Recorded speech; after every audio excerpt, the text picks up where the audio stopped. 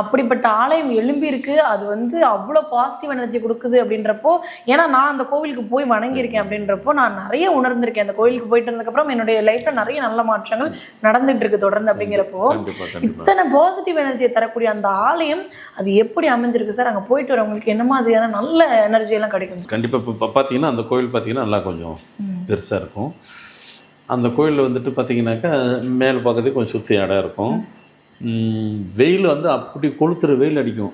இப்போ அடிக்கிற வெயிலாம் 100லாம் அனவசியமாக. திண்டிவனம் அந்த சுற்றி இருக்கிற ஏரியா பயங்கர எல்லாம் அப்படி தான் இருக்குது. ஸோ இப்போது இந்த வெயிலில் என்ன ஒரு பெரிய விசேஷம்னு பார்த்தீங்கன்னாக்கா அந்த கோயில் அப்படி அப்படி அந்த அந்த கோயில் அந்த அதுலேருந்து நிலையை விட்டு அப்படி காலை வச்சாவே அண்ணல் அப்படி பண்ணும்.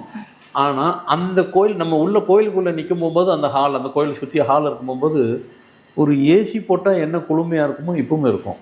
அது அப்படிலாம் நாங்கள் நினச்சி அதில் ஒன்றும் விசேஷத்தன்மை எதுவுமே கட்டலை. அவரை அமைச்சிக்கிட்டார். அவரை அமைச்சிக்கிட்டாரு. அந்த இடத்த குளுமையாக வச்சுக்கிட்டாரு. அவரை குளுமையாக வச்சுக்கிட்டாரு. இப்போது அந்த கோயிலுக்கு போயிட்டு வர்றதுனால என்னென்ன பிரச்சனைகள்லேருந்து விடுபடுறாங்க மக்கள் அப்படின்னு பார்த்தீங்கன்னாக்கா, இதில் வந்து பார்த்தீங்கன்னாக்கா ஃபர்ஸ்ட் ஆஃப் ஆல் வந்துட்டு இந்த கோர்ட்டு பிரச்சனைலாம் இருக்கும். தீர்க்க முடியாத பல வருஷம் போராடிட்டு இருப்பாங்க.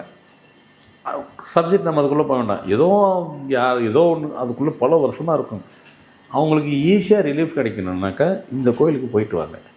நீங்கள் தொடர்ந்தால் போல் 3 பௌர்ணமிக்கு போயிட்டு வாங்க. 3 மாதத்தில் உங்கள் பிரச்சனை தீரும். ஏன்னா நீங்கள் பல வருஷமாக காத்துக்கிட்டு இருக்கிறீங்க. முடியாததை 3 மாதத்தில் முடிஞ்சிடும்.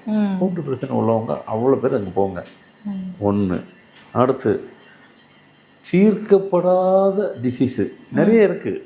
ஆமாம், அன்க்யூரபிளான சரி நிறைய இருக்குது. இதுக்கு ஒன்றுமே வழி இல்லையா, அங்கே போங்க. ஏன்னா அங்கே வந்து அவர் வந்துட்டு எல்லா பவரும் உள்ள கையில் வச்சுருக்கிறாரு. இப்படி ஒரு அதீதமான பவர். அதுக்கு தான் ஒரு சின்ன உதாரணம் சொன்னேன் இப்படி இருக்குன்ட்டு. ஏன்னா கைலாய மலையனுடைய நேரடியாக அவரே வந்துட்டு உத்தரவு கொடுத்து கட்ட சொன்னது.